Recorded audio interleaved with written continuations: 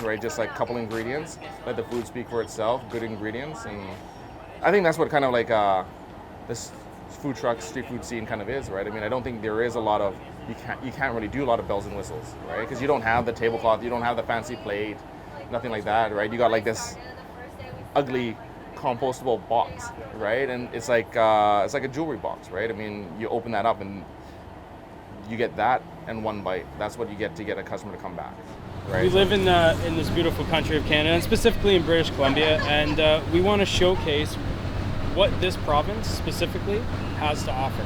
So we like keeping our produce fresh and obviously local and wild if we can. The name of our truck is Via Tevere, which comes from Italy. It's based on a restaurant that we have on Victoria and Williams, and the name is the street that the Italian family lived on when they were kids. Yeah. And then they brought it over here and made it the name of the restaurant. So our primary feature item is the kick-ass rice. We have our crack salad, our freakin' chicken, famous beet fries, miso awesome market salad, the steamed pulled pork bun, the Eat Street xiaobing, and the angry kitty cat squares. I think it was between like Sweet Wheels and Sweet Ride. Those were like the final two. Well, sweet, yeah, I don't know. We had a lot of going back and forth for a lot of weeks, but I think, Sweet Ride was good because it's a cool ride. I think you came up with it. Yeah, I think I did. Yeah, you did. Yeah. I'll take yeah, it. she'll take it. She'll take it. So the Street Food Vancouver Society was formed in 2011, and it was basically formed by about 20 vendors, 20 of the original vendors in Vancouver who were interested in having a bigger say with the community, with the community and with the city. We formed as like an advocacy group and then also a promotional group to promote our own individual businesses. One of the hardest things was, there were no commercial kitchens. There wasn't much support out there. The trend hadn't really picked up. So we were kind of the first ones in there. We didn't really know what we were doing, a lot of us, and we kind of banded together. We created our association. As soon as that happened, as soon as we started kind of like working collectively as a unit, we started getting a lot of things. And it was because it was such an archaic system here before. You could only sell hot dogs. There was all kinds of rules governing what you were allowed to sell and how you're allowed to sell it. So when the food truck market opened up, it became really popular off the bat because they were in really prominent places. All of a sudden there was this big truck on the corner. People started talking about it. So I think it's less that it's growing, and I think it's more that people now accept it as a part of day-to-day life in Vancouver, as opposed to before it was this new novelty. And so people were out there trying it, and there was lots of good and lots of bad, and now the good ones are doing well. And people are making it part of their life now. Look at me, I just finished Pilates and I'm going to the beach. Oh! No, it's not that easy. It's so much work. Yeah. We love it.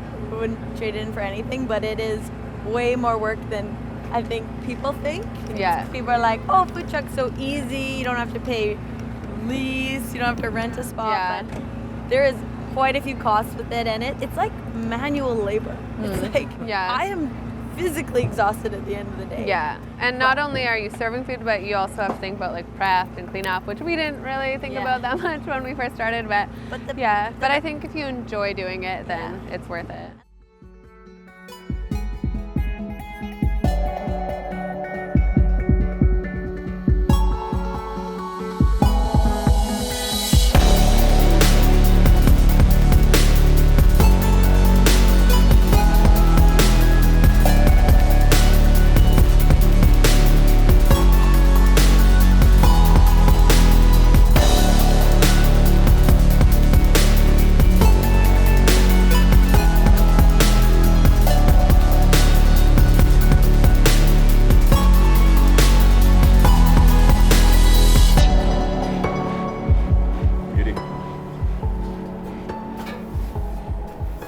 So that's our couchon, right? It's pork belly. We sous vide in the oven for like 16 hours. And then that's pulled pork that we do with the orange crush and ginger. Just a little bit of shredded cabbage, some pickled vegetables. And then we do a little bit of green onions on the top.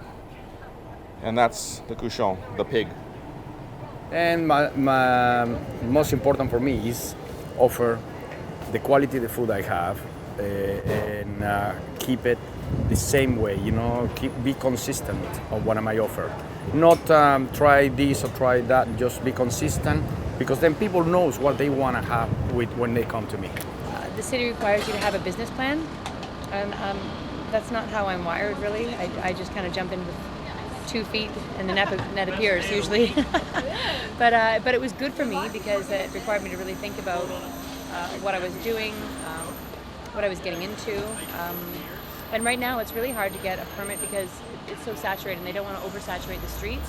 So they're really choosy on who they let in, and which makes the street food trucks that we do have amazing. I mean, everyone's got a great plan and everyone's got a great truck and a great concept. I believe the application process is closed now for the locations, and we were awarded this on a taste test. But there was a lot of people that just they didn't have their stuff together. They'd never worked in food before. They just got picked out of a hat. They didn't have any business experience. A lot of them folded.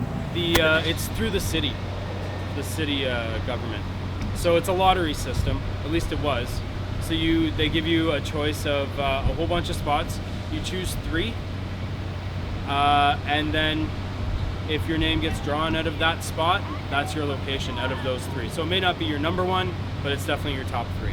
So we use propane to powers a generator. The generator creates electricity that we use, and we use electricity for lights, for our steam table, for our exhaust system, and then the propane also, we just use for cooking, on the grill and the fryer and the oven.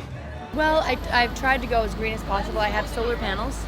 Up on the roof, because but in Vancouver it's kind of hard to run, especially in the wintertime. There's not a lot of solar energy. We are able to boast being biodiesel. Biodiesel, yeah, man. So if you notice on the side of our generator, it says powered by fish and chips. The generator's over there. You'll get another shot of it. It says powered by fish and chips, which is really neat because it is. We have 2 fryers in here for the fish and the chips, and they fuel our Good afternoon. Jacob, look at the camera. That's Jacob. We got the energy from Jacob, from Boom, from me, from the music, from the Mexican, from the spices, habaneros, the sauce. Yeah, man. Yeah, it's up here, man. And we're happy to be here, man.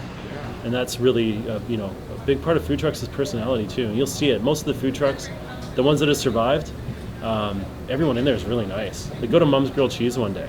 You never be treated nicer. And everyone in there has that same idea too, So that's, and like she's one of the most successful food trucks in Vancouver, and her grilled cheese are great, yeah, but it's also because people just like going there.